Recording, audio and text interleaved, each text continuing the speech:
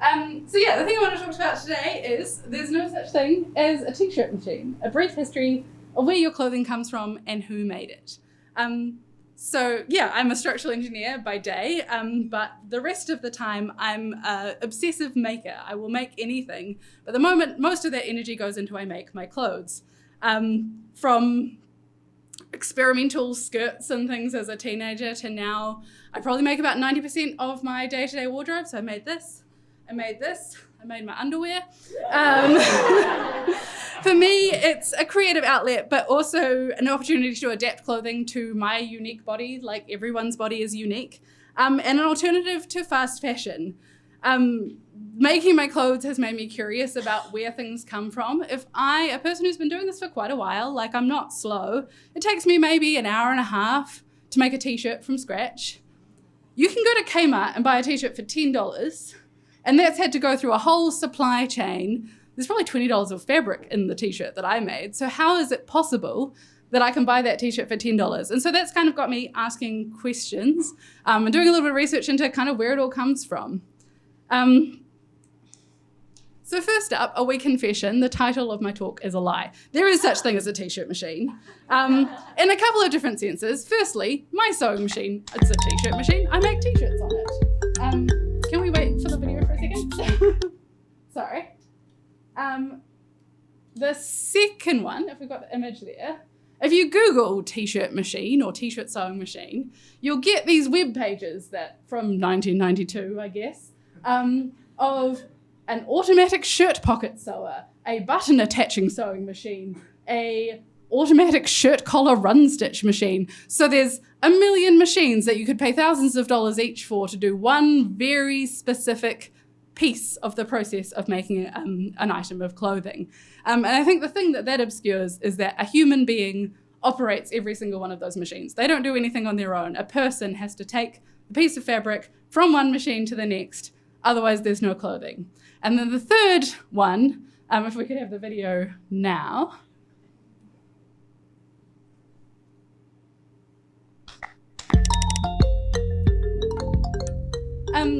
I show this really as an example of the problem that we have not solved. If you look at that, a t-shirt is about the simplest piece of clothing that you wear. It's got 3 unique pieces, basically. And frankly, that did a pretty average job of it. I wouldn't be wearing that. If you think about the clothing that you're wearing, like have a feel of the shirt you're wearing or the pants you're wearing or the jacket that you brought, every one of them is quite different. Some of them are stiff, some of them are heavy, some of them are light, some of them are stretchy. It's actually a really hard problem for a robot to solve. It's not like a car body where you can pick up a solid piece and move it around and it'll be the same every single time.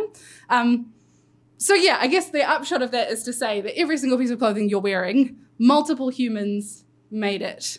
And I guess my key takeaway of that is to say, think about those humans when you're wearing them, and think about how cheap it is. So I guess, history of how we got here. The thing about clothing is it's been remarkably similar throughout history. The shapes and forms of it are pretty recognizable throughout. So on the left here, we have the Egdvet, apologies for pronunciation, girl's dress. This was found in a grave site. She was alive in about 1370 BC. And when you look at it, I don't know that I'd wear it to work, but I'd wear that. The form of clothing is pretty much, it is what it is. And the way we've made it and the processes as a society we go through to get there have changed. But ultimately, we're all clothing our bodies and our bodies look about the same. So yeah, that's sort of 1300 BC. It's a long, long process of changes. The first fibers that we've found date to about 30,000 years ago, including like dyed different colors. So that was something that we came up with pretty early, really. The first woven cloth or evidence of woven cloth we found is about 7,000 years old. So it's a pretty old idea. But for a very, very long time, it was a very slow idea. So in the middle here, there's a woman doing a reenactment, but she's weaving some cloth, and every single thread in that cloth is done by hand, one at a time, going back and forth across the loom. So it's a very slow process. And so for a lot of human history, the production of clothing was actually a massive part of society. hugely expensive, hugely time-consuming, large groups of people working together to create it.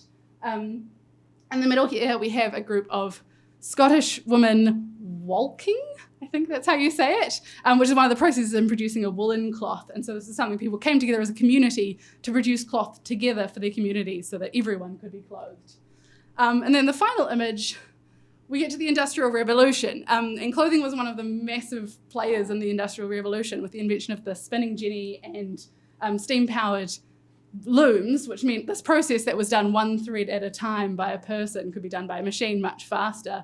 And that's where we start seeing child labour increasingly involved, unfortunately. A trend that has not discontinued.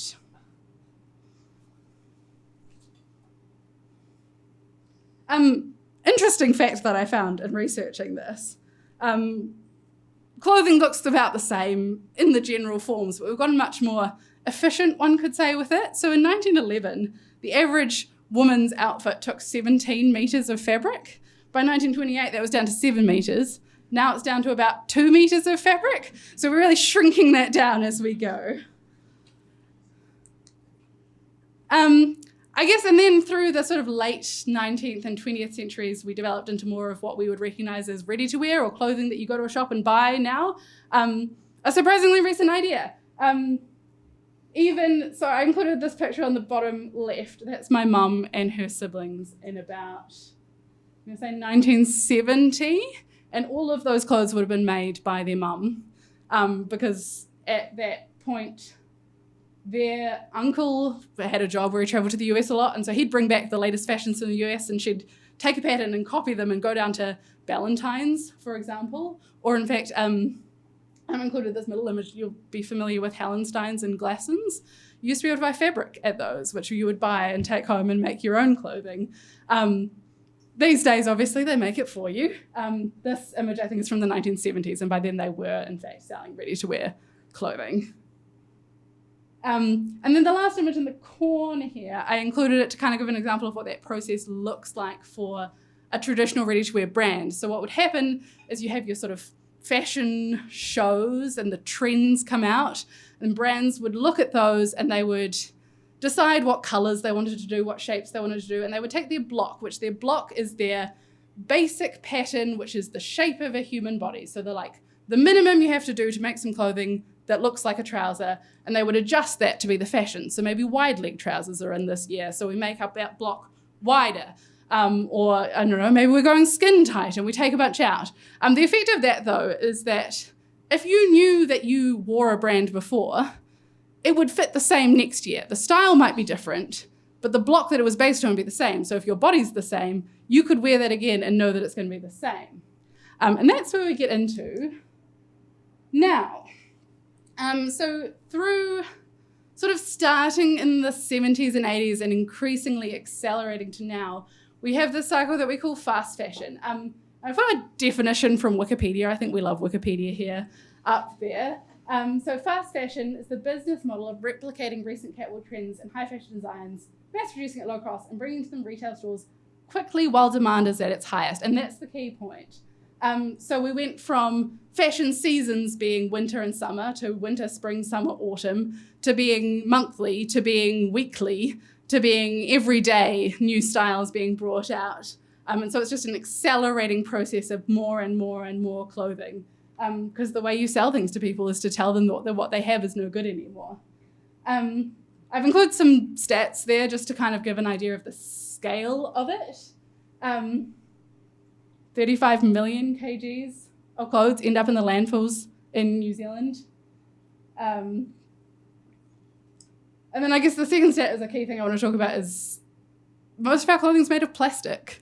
Throughout most of the 20th century, we've developed some incredible new technology towards clothing. So prior to that, we sort of had wool, cotton, linen, silk, maybe a few other things. And to some extent, that development's been amazing. In terms of the variety of things our clothing can do. Like, I'm pretty happy to wear a swimsuit that's not made of wool. That works for me. But on the other hand, the majority of that clothing is fundamentally plastic products. So anything that's a rayon or a viscose or even a bamboo is based on plant fibers, put into a soup of chemicals, and turned into like cellulose mush effectively, which is then spun into a fiber, which when you think about it makes sense. Bamboo doesn't actually sound that nice to wear based on what the plant is like. And then anything that's a polyester or a spandex or an elastane, that's plastic. That's just plastic. That's a petroleum product, and we've turned it into fibers, and it has some amazing properties, but much like all plastics, that's not breaking down in the environment. So that 35 million kgs of clothing, half of that is just plastic that is in those landfills forever. And I think the other fact there that I really want to highlight is that, so Shein is probably one of the largest culprits, and I don't want to say that they're the only culprit, because I think this pattern of fast fashion applies to the stores that we shop in every day. Shein just takes it to the next level. The graph there is to just give an idea of, so on the left you have H&M. So we're familiar with H&M and the number of new styles, and you could go once a week and see something new. On the right is the number of new styles that Shein is producing. So it's just not even in the same scale. But yeah, investigations have found that Shein is paying as little as 6 cents per item to the workers who are making those clothing, which I told you at the start, it takes me maybe an hour and a half to make a t-shirt. These people are faster than me, don't get me wrong, I'm an engineer, I'm not a sewist, but how much faster than me do they need to be to make that for 6 cents? I included some images here just really as a way of showing. So the image on the factory on the left is a factory that would be considered an ethical manufacturing factory. They have all the certifications and things.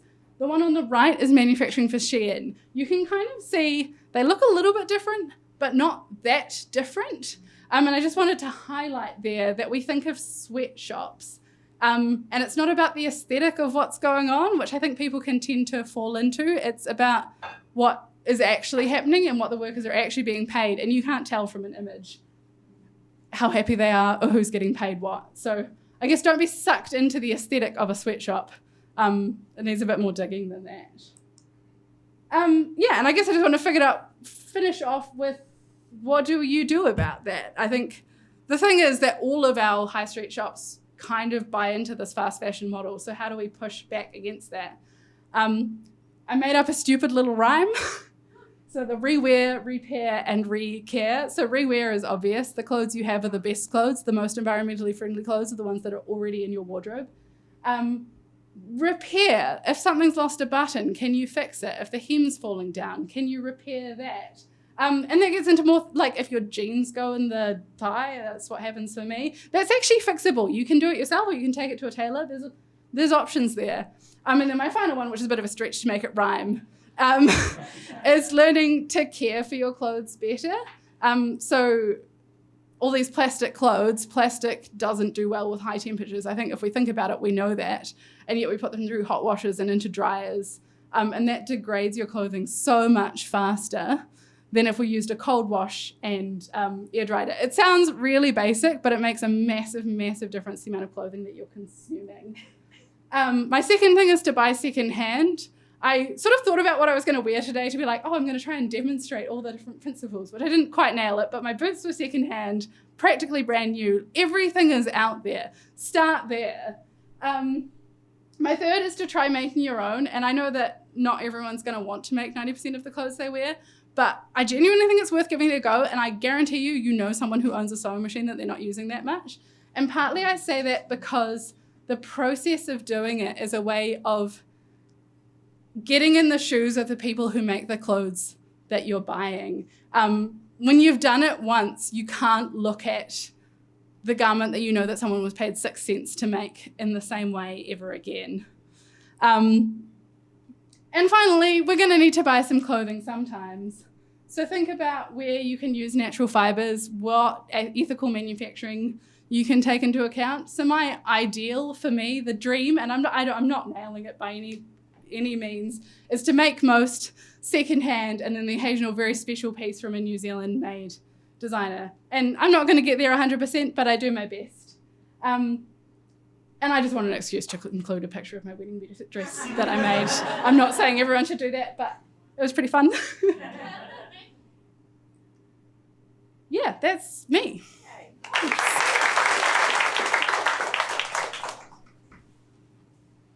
Hi.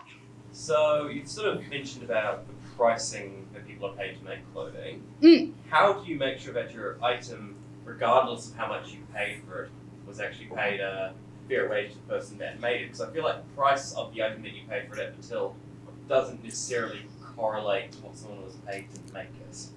It's a fair point, and it's really hard. And some companies will make a point of trying to improve the transparency of their supply chains. Part of the problem is that a lot of clothing is obviously manufactured offshore, and the companies that are selling it to you aren't manufacturing it themselves. They're contracting out to factories anywhere. And so they probably deliberately don't know the conditions that it was made under and what people were paid to do it. They're just doing it on a contract. So ideally look for companies that are tracing their entire supply chain, because then you know that they know how much the workers were paid. And if they're not providing that information, I guarantee you they're not paying them enough.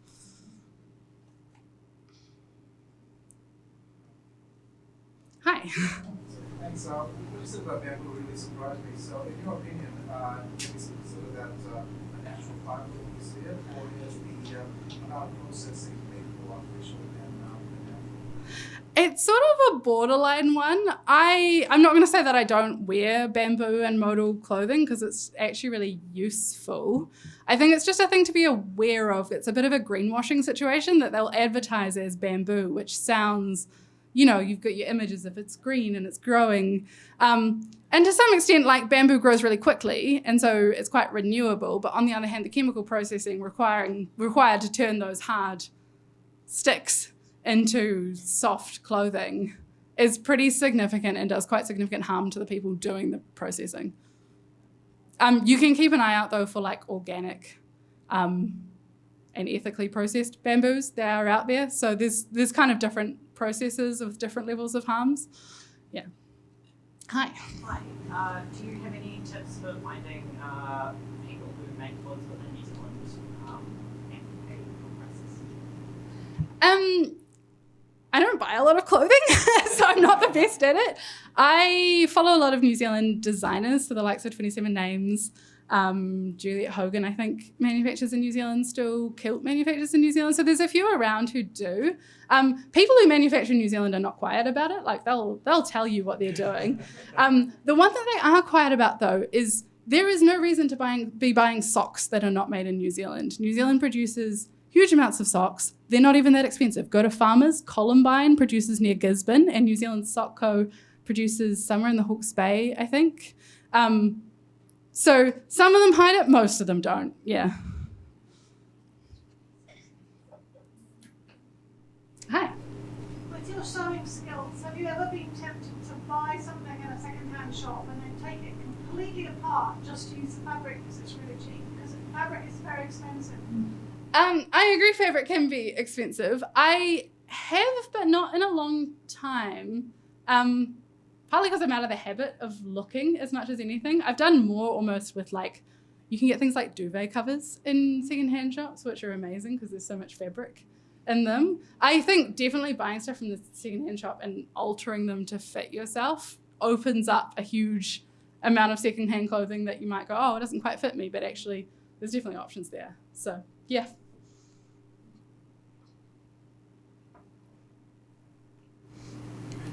Going back to the bamboo thing, looking for things that say organic or ethically processed or supply chain, is there an actual certification behind that? Or is it something where they just slap on a label like Shein would say ethical bamboo and it's all cool? Yeah, they absolutely do that. There are certifications, and I'm afraid I can't tell you the names of them off the top of my head. But there are people, who certify things like that. I think EcoVero is the name of one of them, so that's one to keep an eye out for, but there's a few different kind of programs.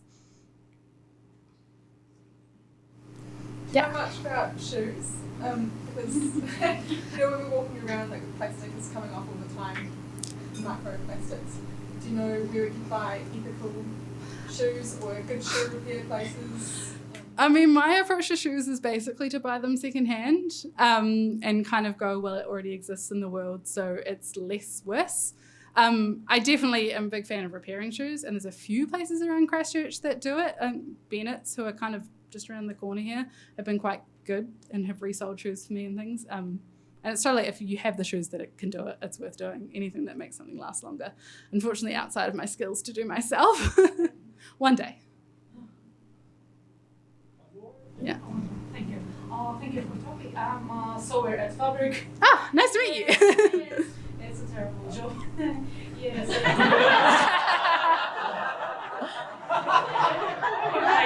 Now Yeah.